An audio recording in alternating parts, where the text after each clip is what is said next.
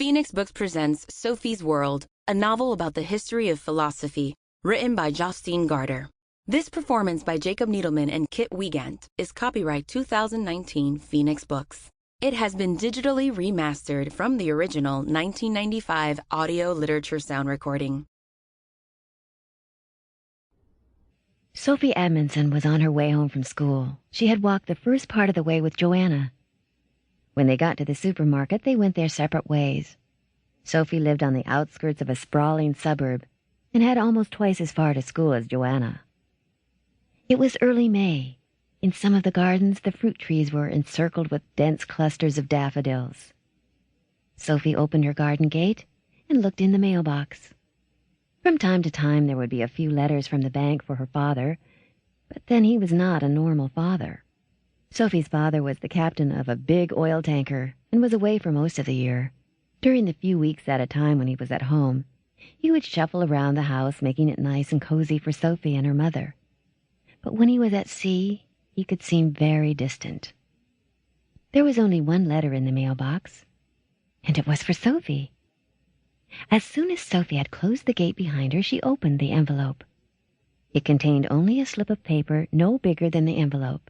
It read, "Who are you?" Sophie let herself quickly into the red house. Then she sat down on a kitchen stool with a mysterious letter in her hand. Who are you? She had no idea. She was Sophie Amundsen, of course, but who was that? She had not really figured that out yet. She tore it open and fished out a note the same size as the first one. "Where does the world come from?" it said. I don't know, Sophie thought. Surely nobody really knows. And yet Sophie thought it was a fair question. For the first time in her life, she felt it wasn't right to live in the world without at least inquiring where it came from.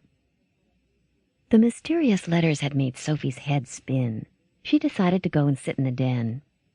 The den was Sophie's top secret hiding place. It was where she went when she was terribly angry, terribly miserable, or terribly happy. Today she was simply confused. Perhaps she should go and see if any more letters had arrived. Sophie hurried to the gate and looked inside the green mailbox. She was startled to find that it contained another white envelope, exactly like the first. Clutching the two envelopes in her hand, Sophie ran through the garden, crouched down on all fours, wormed her way through the hedge. The den was almost high enough for her to stand upright, but today she sat down on a clump of gnarled roots. Sample complete. Ready to continue?